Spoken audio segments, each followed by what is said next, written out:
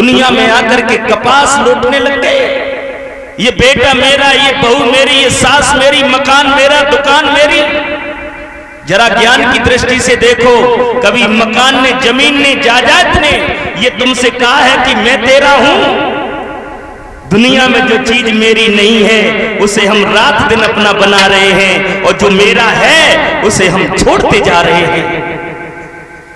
मेरा गोविंद के अलावा कोई नहीं है, उस कृष्ण के अलावा कोई नहीं है। इसलिए सज्जनों, संत कहते हैं कथा के माध्यम से, सत्संग के माध्यम से हमारा मन किसी भी तरीके से गोविंद के चरणों में लग जाए, और एक बार उस गोविंद ने कृपा कर दी ना, एक बार उसने कृपा कर दी तो जन्म जन्मांतरों से भटकते हुए हमारा कल्याण हो जाएगा।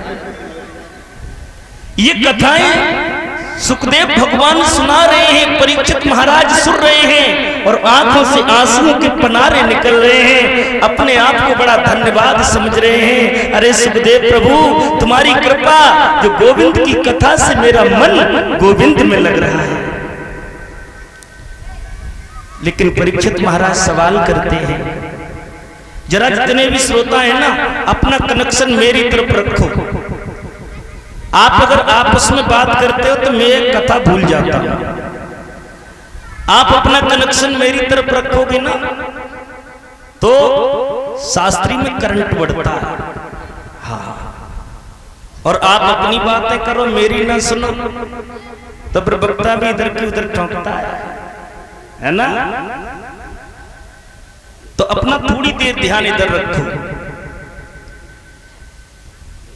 परीक्षित महाराज एक सवाल करते हैं, कहते हैं प्रभु मेरी एक बात समझ में नहीं आई, अब तक आपने जितनी भी कथाएं सुनाई हैं भगवान ने किया क्या है? भक्तों को बचा लिया, राक्षस को मार दिया, भक्तों को पार लगा दिया, राक्षसों को डुबा दिया। समप्रिय श्रुत ब्रह्मन भूता नाम भगवान स्वयं इंद्रस्यार्थे कथैव दैत्याम अवधीत विस्मो यथा। एक ही बाप की दोनों संतानें हैं, फिर ये बाप भेदभाव क्यों करता है? इंद्र के लिए, देवताओं के लिए राक्षसों को मार देते हैं, ऐसा काम क्यों करते हैं भगवान?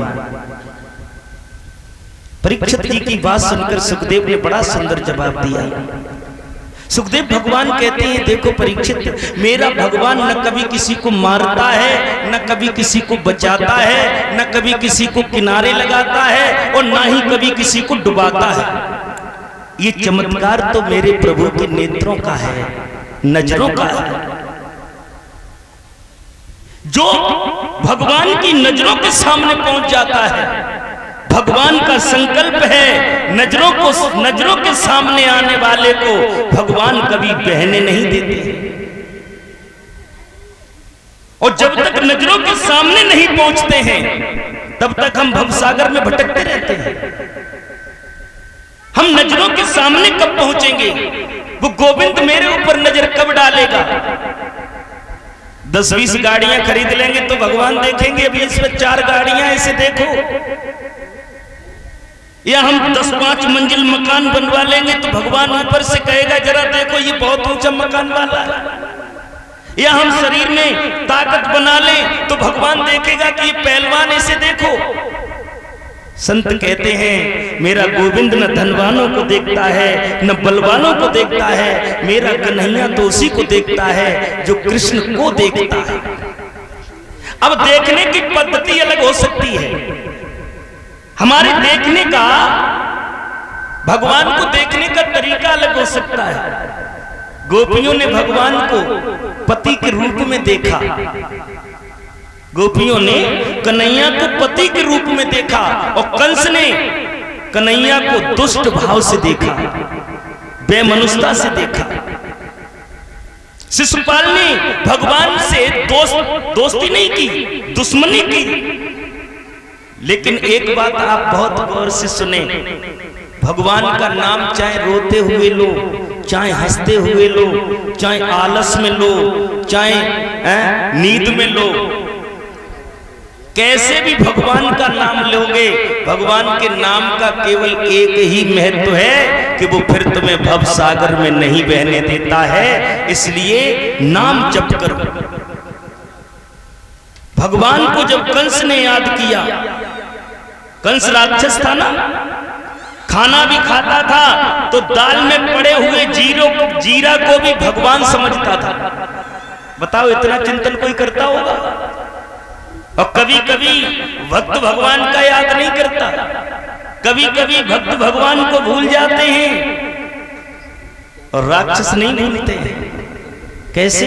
अभी आप यहाँ कथा सुन रहे हैं, किसी ने आकर कान में कहा तुम यहाँ बैठे, तुम्हारा दोस्त घर पर बैठा है, तो आप उससे कह सकते हो कि दोस्त कहीं चला नहीं जाएगा, अभी कथा सुन रहा हूं, शाम को मिल लूंगा, हम गोता बरत जाएंगे मिलने से। और अगर कान में किसी ने आकर ये कह दिया तुम यहाँ कथा सुन रहे हो, तुम्हारा दुश्मन तुम्हारी गली में घूम रहा है, तो फिर कथा बाहर चूल्हे में चली जाए, पहले दुश्मन को जाकर के देखेंगे जिसने बीच बाजार में गलुमान पकड़ा था। हम एक बार दोस्तों को भूल सकते हैं मगर उस दुष्ट को कभी नहीं भूल सकते। तो ये कंस ने भगवान को देश भावना से याद किया, और जिन्होंने भी याद किया ना, भगवान ने उसे किनारे से लगा दिया। कंस का वध किया मेरे प्रभु ने।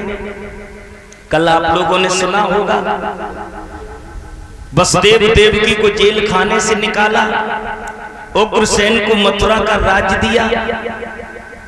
बड़ी चहल पहल हो रही है मथुरा नगरी में, बड़े आनंदित हो रहे हैं सब लोग, सब तो खुशी मना रहे हैं, लेकिन मेरा गोविंद एकांत में बैठ करके रोता है। जानते हो क्यों? क्योंकि जो प्रेम उसे वृंदावन में मिल रहा था, जो प्रेम गोपियों के यहाँ मिल रहा था, वो मथुरा में तो कोई देने वाला है ही नहीं। वो मैया यशोदा अपने हाथों से माखन मिश्री खिलाती थी, वो प्रेम करने वाला कोई नहीं है। उद्धव ने देख लिया मेरे श्याम रो रहे हैं, पूछा क्यों रो रहे हो? जवाब दिया आप उन गोपियों के पास जाओ, उन ग्वालों के पास जाओ जिन्होंने मुझसे इतना प्रेम किया है, उनकी विस्मृति मुझसे होती नहीं है। उद्धव बोले मैं तो वेद वेदांती हूँ, इतना ज्ञान बड़ा, इतने ज्ञानी हूँ, उन ग्वाल गमारों को कैसे समझाएंगे? कन्हैया ने मन में सोचा इसी अभिमान को मिटाने के लिए तो भेज रहा हूं। कितने भी बड़े ज्ञानी हो जाओ, कितने भी बड़े विद्वान हो जाओ, ज्ञानी श्रेष्ठ वही है, विद्वान श्रेष्ठ वही है जिसे ज्ञान होने का मद अपने अंदर नहीं है। उद्धव को अपने ऊपर अभिमान था, क्योंकि गुरु बृहस्पति का शिष्य है, वेद वेदांती है, शास्त्रों में पारंगत है। भगवान ने कहा इसे बहुत बड़ा अभिमान है, इनके अभिमान को दूर करना है, इसलिए भगवान ने अपना प्रेम पत्र लिख करके भेजा। और जब उस उद्धव ने उन गोपियों के प्रेम सागर को देखा, वियोग देखा, उस यशोदा का वियोग देखा, कृष्ण के चिंतन में कितना वियोग है। यशोदा की दोनों आंखों से ऐसे पनारे चल रहे हैं, दो मोरियां बन गई, जैसे घर की मोरी होती ना पानी की, ऐसी दो मोरियां बन गई। उद्धव ने कहा हे भगवान, इतना भगवान से प्रेम, इतनी तड़फन, इतनी वेदना। और सुनो, भगवान कोई दो चार माला जपने से नहीं मिलता है, भगवान तभी मिलता है जब भगवान से मिलने के लिए तड़फन हृदय में होती है। जितनी वेदना होगी, जब तड़फन होगी, तभी भगवान मिलता है। उद्धव सबको देख रहे हैं, मन में बड़े बड़े उदास हो रहे हैं। अरे कृष्ण, इस प्रेम सागर को छोड़कर तुम कहां वहां चले गए? राधा को समझाया, ललिता को समझाया, सब सखियों को समझाया। राधा बोली मैंने कुछ नहीं कहा था कृष्ण, केवल इतना पूछा था गोविंद कब लौट कर आओगे। जब गोविंद को आना नहीं था तो परसों का वादा क्यों किया?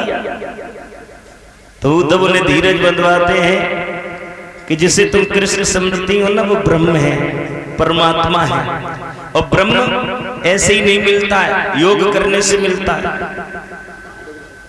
जवाब दिया योग करने से। कितनी माला जपें? तुम कहते हो उसका मुख नहीं होता, हाथ नहीं होते, मेरे हाथों से माखन मिश्री खाई है श्याम ने, मैंने उनके हाथों में रस्सी बांधी है, ये सब नहीं होता तो कैसे? कहने का मतलब